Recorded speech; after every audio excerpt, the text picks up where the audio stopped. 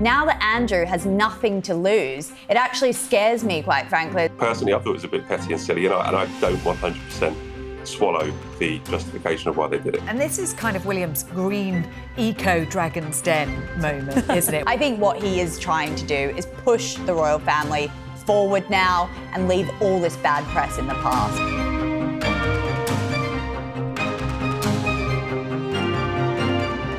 Welcome to Royal Exclusive, where Andrew, formerly known as Prince Andrew, is still dominating the headlines. Last Thursday, the palace initiated a formal process to remove the style, title and honours of Prince Andrew, who will now be known as Andrew Mountbatten Windsor. Following weeks of drama in the royal household, has the King finally done enough to distance the monarchy from Andrew's scandals? We'll also be discussing Prince Harry's curiously timed tour announcement and all the highlights from the Earthshot Prize in Brazil, where the Sun's royal editor Matt Wilkinson joins me from today. I'm news.com.au's royal reporter Bronte Coy, and also with me here in the studio is royal correspondent Sarah Hewson and news and royal commentator Samara Gill. Let's kick off with the bombshell news delivered by the palace just days ago. Well, the Sun's recent front page pretty much summed up the big crescendo of it all. It was the Andrew formerly known as Prince. Sarah, we know he's no longer styled as Prince and is being formally removed from Royal Lodge. Moving forward, what does Andrew's life actually look like now? This is the ultimate humiliation and fall from grace for Andrew, formerly Prince Andrew. He has lost every vestige of Royal Lodge, including his home at Royal Lodge, which he's been clinging on to desperately despite the King's best efforts over the recent years to get him out. And now he is going to be banished into exile on the Sandringham estate. It's not been confirmed exactly where he's going to be living, but it is likely to be a far more modest property than he's been used to. He will have to be fending for himself far more. It is being funded by his brother, the King, and he'll have a private pension of sorts. And I think it's going to be a very solitary, sad life for him. His former wife, Sarah Ferguson, described him as a sad man. She said she'd been caring for him over recent years. But they are going their own separate ways for the first time in decades. She's not going to live with him in Sandringham, and he will be very lonely there. Yes, it'll be watch this space to see how it all rolls out in the coming months as he actually leaves Royal Lodge. Matt, the King was decisive in his action last week and he's had a lot of support. But one thing that's been called out is the fact that Andrew is technically still 8th in the line of succession. It's a complicated process, I know, involving an act of Parliament, but should that be changed or could it be changed? Well, we've seen, haven't we? They've kind of changed the rules themselves. Because just a couple of weeks ago, they said that they needed an act of Parliament to get rid of his titles. And all of a sudden, they've managed to find a way that the King can do it without parliamentary time. I think the thing with Andrew is that you pointed out there that the King has acted, and I think he's been quite strong. I think he's the person who's actually taken a decision. He's been leading it in lockstep with William. But we've got to be careful here with like salami slicing. They've made this decision. They've told him it's over. As Sarah's pointed out there, you're out of Royal Lodge. But if you keep saying, well, this isn't enough, we now need to be taken out of the line of succession, or we don't want you living in Sandringham, we now need you living in a council house in Swindon or something like that. Where does it stop? There needs to be a finality. There needs to be a line that we've drawn that everybody is happy. And we say, OK, not mob rule, but the public opinion and the royal family have spoken.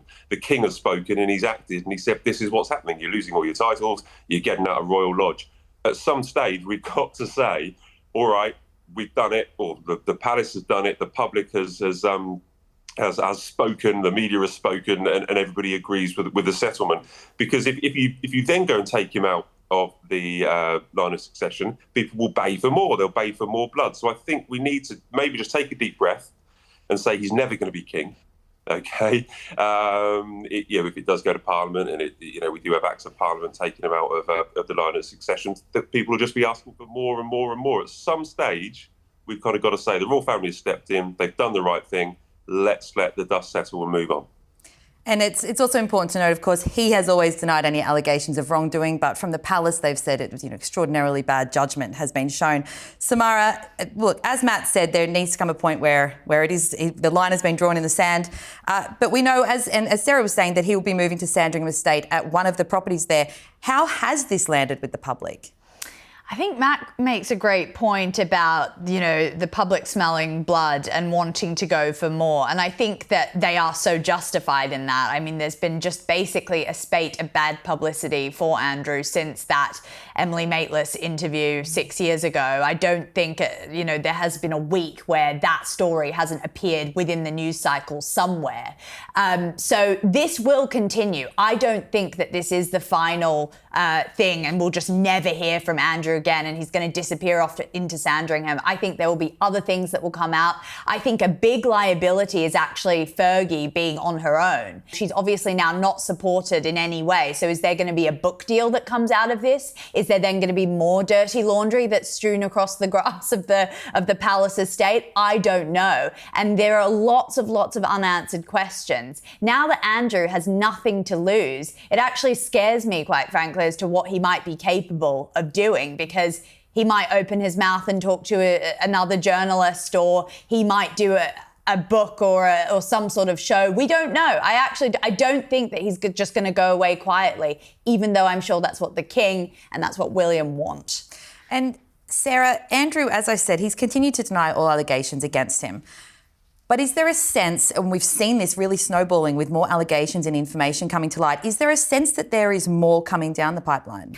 Very much so, because, of course, we've got the Congressional Oversight Committee in the United States looking into the Epstein files at the moment. There are calls, as there have been for a long time, but increasingly loud calls for Andrew to help the authorities in the United States with their investigations into Epstein, something that he had said at the time of his settlement with Virginia Giuffre that he would do. He would help those and support the victims of Epstein. We haven't seen any evidence of that. Is it easier for him to do that now? And is it easier for the royal family to do that now that they have put distance between him? But I think Matt's point about the line being drawn is an interesting one, because we are seeing this clamouring for more and more and more punishment for Andrew.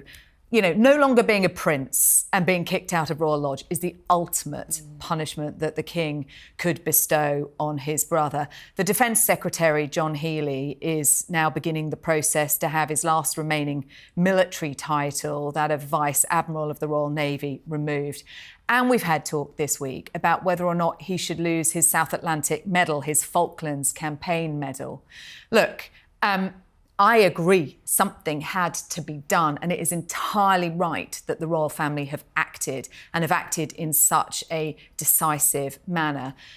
But where it comes to his Falklands Campaign Medal, I'm not sure I see the purpose and point of this. That doesn't have anything to do with Andrew as a member of the royal family. That is a medal that he earned for his service in the Falklands conflict.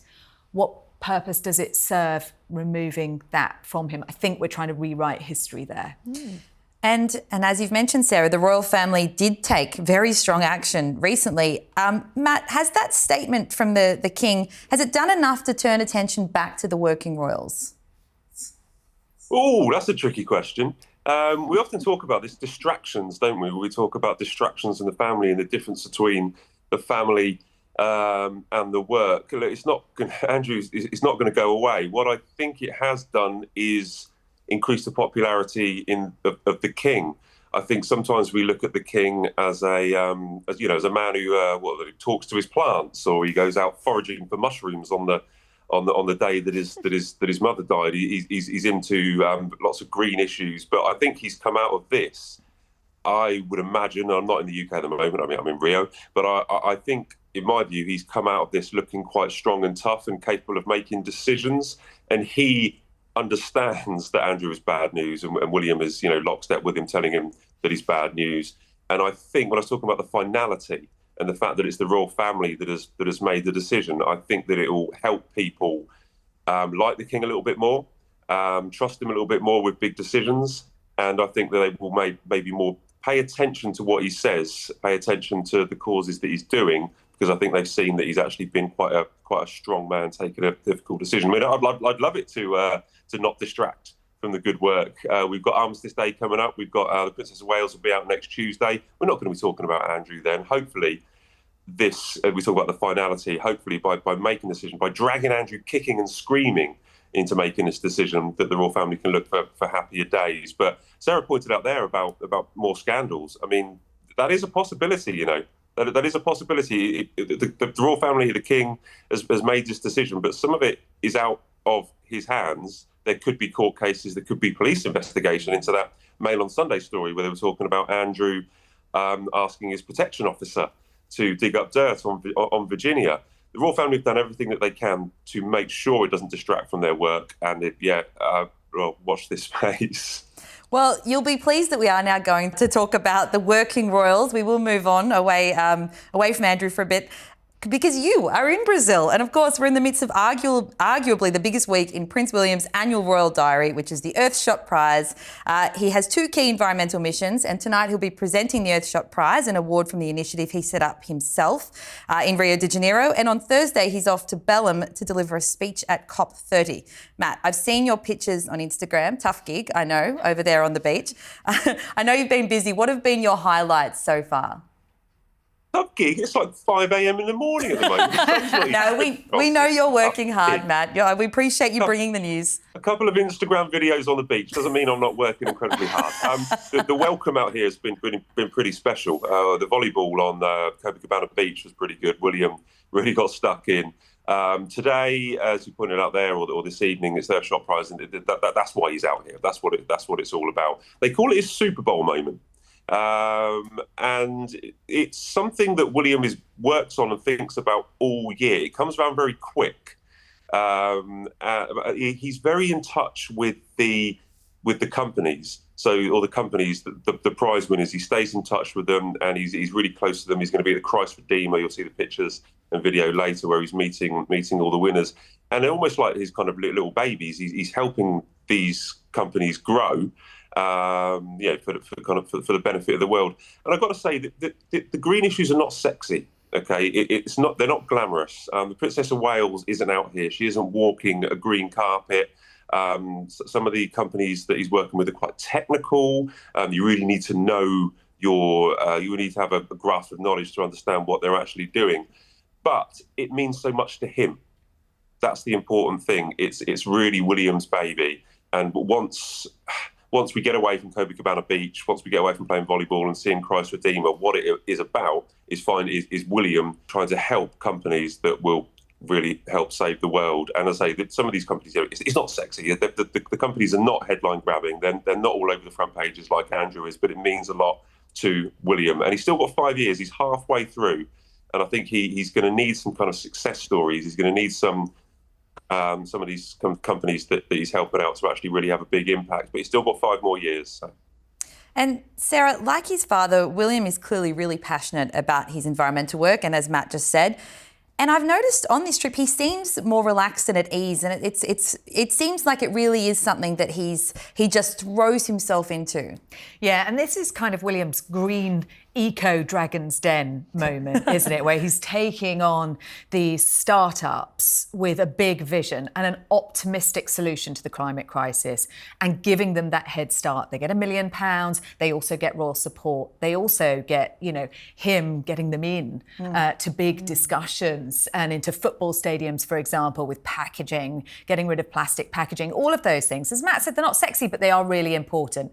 But this is William's first time in Latin America. And he is in his element. We've seen him barefoot, sleeves rolled up, on his knees in the sand playing volleyball. We've seen him hugging the kids, playing football. He's very relaxed. He's very at ease. He's, shooting penalties. He's showing off his sporting skills. I think it's been good coverage for him. But he's also there seeing things that really mean something to him. Going into the mangroves and looking at the importance that the mangroves play in carbon storage, for example. all of this is ticking a lot of boxes for William and drawing really important attention to the kind of work that he's trying to do and that he's going to be talking about at COP30 later on this week. And you're both right in that, more broadly, it's not a sexy topic, but seeing how excited he is about it and seeing those pictures and videos, it's exciting. It gets everyone a little bit more hyped up. Samara, to bring it back home... I think that he's a bit of a geek. I mean, it's in the nicest possible way. We see him playing volleyball and stuff like that. We see him playing football, talking about Aston Villa. But he's genuinely interested in the minute details of some of these companies. We'll see him later when he gets talking to some of them, but he's already met a few. And he's absolutely fascinated by the technological advances of some of these startups. When they say it's a passion project and it's a Super Bowl moment, and we think, oh, this is just press spin, isn't it? It actually genuinely is. He's not just in his element playing Copacabana, but he's in his element talking to these startup companies. He's maybe offensive calling me a geek, but he just likes he likes the technological aspects of some of these companies. It's great. I think you meant it affectionately. It's a cool geek. It's a royal compliment geek in this scenario. Yeah. I think a royal geek is a cool geek. So, Samara, just to bring it back home for a moment and contextualise it here with the rolling Andrew story, do you think it's still interfering with William's work, seeing the coverage here at the moment? Look, I think weight was lifted off William's shoulders in terms of how everything happened in a timeline. It's good to have that Andrew story not finished, but at least those titles are being stripped. And I know that's something he was rallying for behind the scenes. So I think he can really almost relax during this trip. But there is also a pressure not to put a foot wrong, which he never does. But a lot of the royal family at the moment is under the microscope, and there is no room to mess up now, because after the spate of bad publicity, we cannot have more of that. They cannot have more of that. So I think that, yes, he is bringing that rock star quality that he always does to every trip that he does, all the photos, all the great press. He's so at ease, even being so grounded, asking, from what I heard, he was asking dignitaries, about the favelas, because Brazil is not a perfect country. He was asking about the crime that was going on. I think there's been an incident just a couple of days ago. So he's so tapped into it. I think what he is trying to do is push the royal family forward now and leave all this bad press in the past. And he's doing a good job of it. I'll give it to him. Well, speaking of pulling focus, I do have to mention there's been an interestingly timed announcement from our California-based royals this week. So Prince Harry's heading to Toronto, we've learned, to meet with veterans, members of the armed force community and military charities. But news of this broke at exactly the moment William arrived in Rio for, as we're talking about, a hugely important event on his calendar. So Harry's spokesperson said in the announcement, a quote, "This visit, months in the planning, marks a return to a city that has a special place in the Duke's heart, having played host to the Invictus Games back in 2017. So, if that trip has been planned for months, Sarah, why announce it now? Well, what Harry's people are saying is that because he has reduced security compared to the rest of the royal family, they have a very short window in which they can make these announcements, and that was all done on the security advice. And yes, it did come out just as William is there on Sugarloaf Mountain and a big moment for him. I personally don't think it has done a lot to distract from what William is doing. If you look at the front pages, if you look at the media coverage, it's been about William. And I don't have a problem with Harry doing this. Actually, this is the stuff he should be doing. He is a military veteran himself. He does an awful lot of work to try and support military veterans through the Invictus Games. Remembrance events are taking place all the way through this week. We've got the King and the Queen out on engagements to mark remembrance this week as well, while William is over in Brazil. I would far rather Harry be doing something worthwhile like this than anything else to detract from members of the royal family. I really don't have a problem with something that is important and means so much to him. It is really, this is his passion project. I think the work itself, I think people are very supportive of. I suppose in the past there has been criticism in the area of the timing of he and Meghan's announcements. I think it was in it was for the Earthshot, I think in 2022, when the trailer for Harry and Meghan's, as we know, very explosive Netflix documentary that felt different. Yes, there have been a few instances of this. Matt, do you think these are, and I'm talking about the announcement of the timings, not the work itself, do you think this is a coincidence, or do you think there's a strategy? Well, it's either deliberately stupid or accidentally clumsy, because you pointed out there that the moment that it was announced, all the British reporting pack were on Sugarloaf Mountain. The embargo had just dropped, been lifted of William arriving in Brazil and getting the keys to the city. He has 72 hours to do whatever he wants. It was great. We were like, this is great copy, great interview with the mayor. Embargo drops. We're all filing our copies, sending our video over, getting all excited about William arriving. And then this drops. And you think, why on earth have you done this? I get the opinion that you had all day to put that statement out. Why did you put it out the minute? It was literally the minute that the embargo got lifted. And I think there's not anxiety, but there's a kind of shrug of the shoulders, I think, with members of the working royal family when they see this kind of thing happening, because there is a history. You point out there, we flew to Boston and they put the Netflix trailer out. I mean, and of course, but one thing that I think we did as reporters, and I think you've done the same back there, is that we didn't make a big deal of it, because then the announcements won. So if it is a deliberate announcement to distract from William's trip, then you don't make a big deal of it. If it was an attempt to sabotage or to torpedo William in Brazil, it didn't really work. And as Sarah pointed out there, Harry's got good authority in this area. He can do what he wants. But yeah, I'm highly suspicious that, as I say, why on earth this statement was put out at the exact moment that it was. I thought it was a bit petty and silly, and I don't 100% swallow the justification of why they did it. Well, it's been a very busy week across the board with the royals, so we're going to have to stay on Harry for just a moment, because he also popped up for a lengthy new interview with comedian Hasan Minhaj. He was there to talk about the dangers of social media and AI, but given the comedy platform, there were plenty of light and occasionally bizarre moments, like Harry attempting an American accent and being mocked by Hasan over a passage in his memoir about having to shop at TK Maxx, which was actually very funny.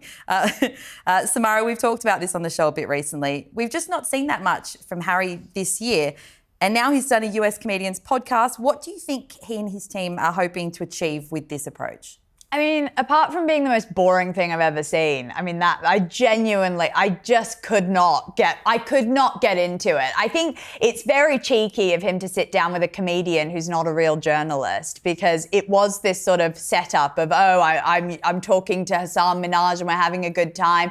I mean, it's clearly his way to try and reconnect with middle America. You can see Harry and Meghan trying to go to the Dodgers games and, trying to lock in with that audience that they so desperately crave, and that sort of left them during some of the more trying times of their careers. They put quite a few feet wrong with their foray into America, in my opinion.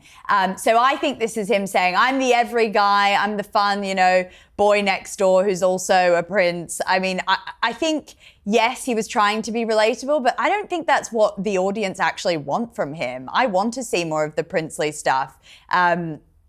And things that aren't relatable. It's just this weird rebranding, and I really can't get with it. And I think he kind of exposed himself as not that interesting. I actually thought this was Harry at one of his most articulate and eloquent, because he's talking about the dangers of social media for kids.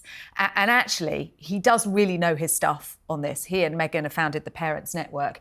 And I thought that when he was speaking, he spoke with real authority on this. Yes, this podcast comes from the Lemonada stable, the same group that put out Meghan's Confessions podcast recently.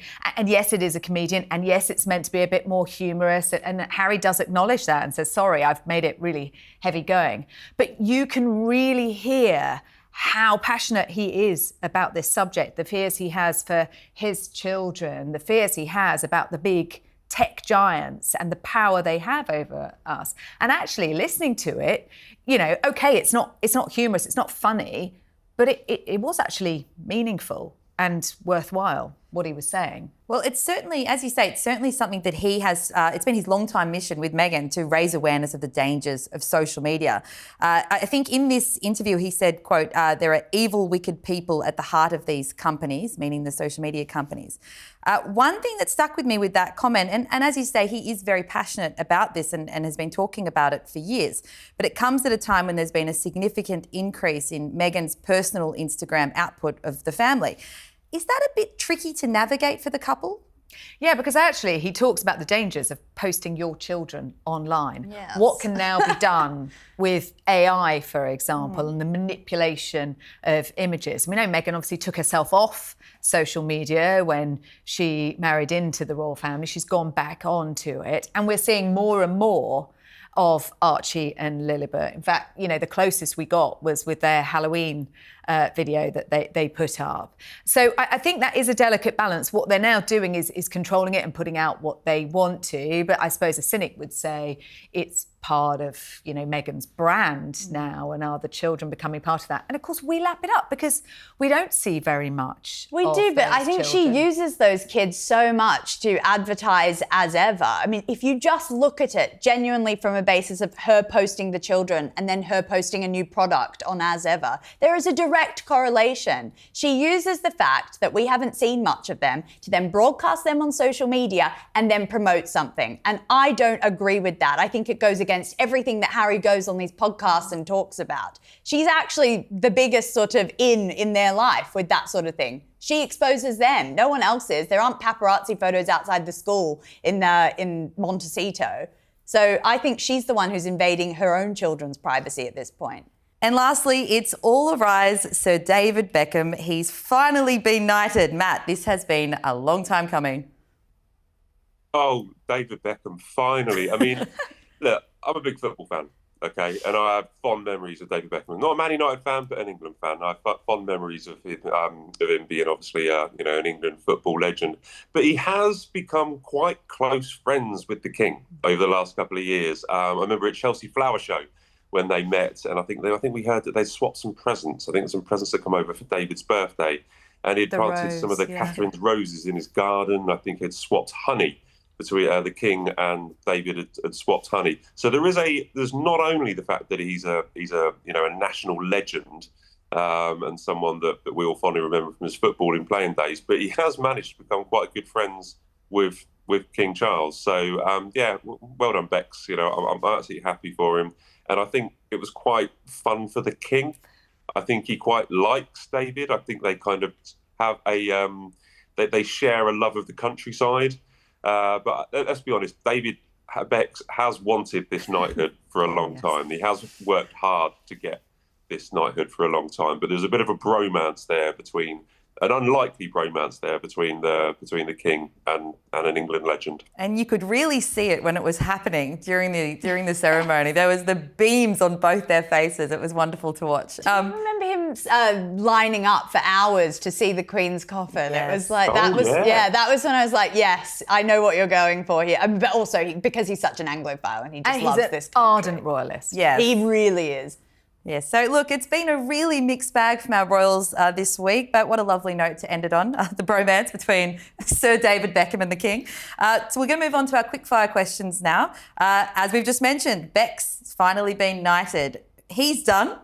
Who would you love to see knighted next?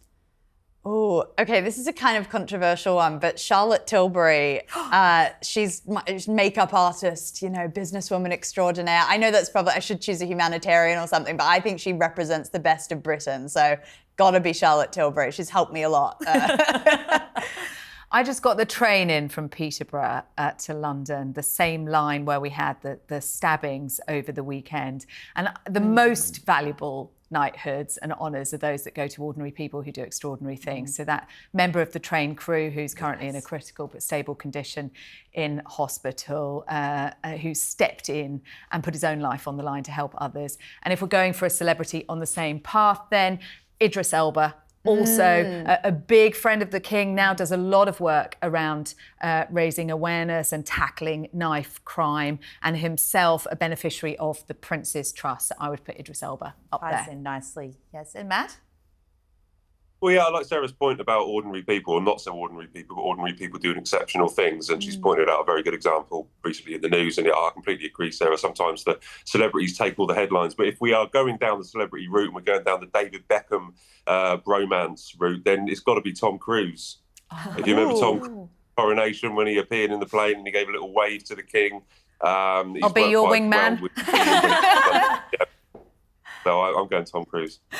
And just very lastly, with Matt covering all these royal tours and working very hard, if the bosses are watching, I've confirmed that, where would you love to go with the royals? Actually, my number one royal tour was very close to where Matt is now. I went to Rio with the King.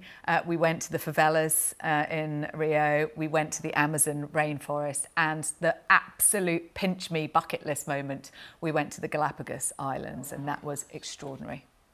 I'd probably love to go to Kenya or somewhere in South Africa, somewhere where they've got really close ties and a lot of history. I think it would just be, you know, the things that you would see on that tour with them is something you probably wouldn't see as a normal civilian. So yeah, I would absolutely love to go on one of them. Fantastic. Matt? I think you're being very unambitious. I think we need to go somewhere where the royals haven't gone before, and that's space. Oh, yeah. Wow. We've never like had it. a royal in space. Let's have a royal astronaut. Let's go on a royal tour. Let's go around let's go for an orbit or to the moon with the royals. You know, that would be, you know, planet Earth. No, come on. You know, we're saving planet Earth out here in Rio, etc. Let's get Earthshot up in space and have a little look at the world from up there. I think that would be the best royal tour. A truly enormous swing by Matt Wilkinson to end this show. Thank you so much. Thank you for joining us from Rio. I know it's offensively early, so we really appreciate it. And thank you so much to both of you for being part of the discussion. It's been interesting as always. That's all we have time for on this week's Royal Exclusive. Thank you so much for watching. Please leave your comments below as usual, and remember to subscribe to us here on our new Royal Exclusive YouTube channel for the latest royal news. See you next week.